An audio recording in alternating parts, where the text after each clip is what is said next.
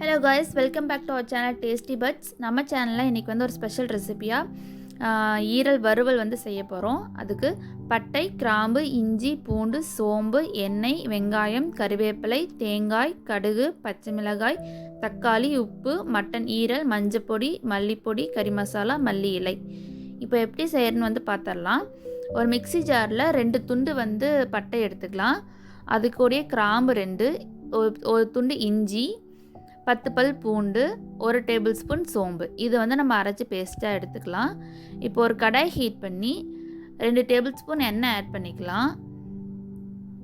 எண்ணெய் நல்லா ஹீட் ஆனதும் இதில் வந்து ஒரு 100 கிராம் வந்து வெங்காயம் ஆட் பண்ணிவிட்டு ஒரு கை ஃபுல்லாக கருவேப்பிலை ஆட் பண்ணி நல்லா வந்து எண்ணெயிலே வதக்கி விடணும்.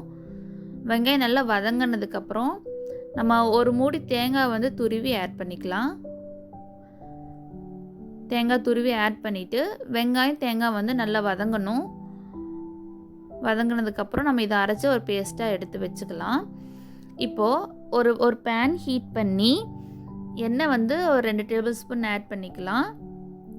எண்ணெய் ஹீட் ஆனதும் 1/4 டீஸ்பூன் வந்து கடுகு, 3 பச்சை மிளகா, நல்லா பச்சை மிளகா பொரிஞ்சதும் ஒரு பெரிய வெங்காயம் வந்து நறுக்கி ஆட் பண்ணிவிட்டு அது கூடயே ஒரு கை ஃபுல்லாக கருவேப்பிலை நம்ம ஆட் பண்ணிக்கலாம். கருவேப்பிலையும் ஆட் பண்ணிவிட்டு வெங்காயம் வந்து நல்லா வதங்கட்டும்.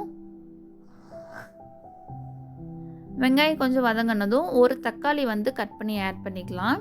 நான் தக்காளி சீக்கிரம் வதங்குறதுக்காக ஒரு 1/4 ஸ்பூன் உப்பு மட்டும் ஆட் பண்ணி வதக்கி வர்றேன். மூடி போட்டு குக் பண்ணுங்கள். வெங்காயம் தக்காளி மசியட்டும்.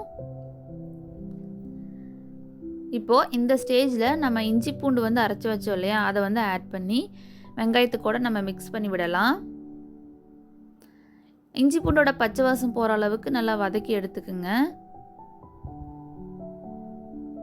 இப்போது நம்ம இந்த ஸ்டேஜில் ஒரு 1/4 கிலோ ஈரல் வந்து நான் எடுத்திருக்கேன், வாஷ் பண்ணி எடுத்து வச்சுருக்கேன். அதை ஆட் பண்ணி நல்லா மிக்ஸ் பண்ணி விடலாம்.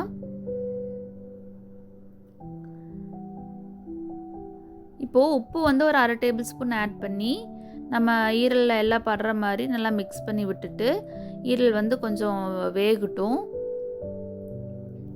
இந்த ஸ்டேஜில் ஒரு 1/4 ஸ்பூன் மஞ்சத்தூள் போட்டு நல்லா மிக்ஸ் பண்ணி விட்டுட்டு நம்ம கொஞ்ச நேரம் குக் பண்ணி எடுத்துக்கலாம்.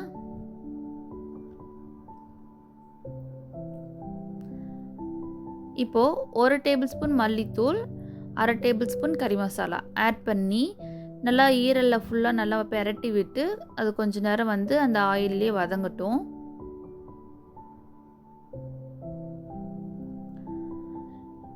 இப்போ வந்து நான் அது வேகிறதுக்கு 2 டம்ளர் தண்ணி ஆட் பண்ணி வேக வைக்கிறேன்.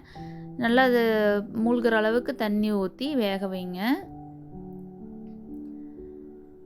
வேகட்டும். இப்போது ஈரல் வந்து ஒரு பாதி வெந்ததும் நம்ம வெங்காயம் தேங்காய் போட்டு வதக்கணும் இல்லையா, அதை அரைச்சி பேஸ்ட்டாக வந்து ஆட் பண்ணிக்கலாம். அரைச்சி பேஸ்ட்டாக ஆட் பண்ணிவிட்டு இப்போ நல்லா இது மிக்ஸ் பண்ணிவிட்டு இது நல்லா கொதித்து வரணும். கொதிக்கட்டும்.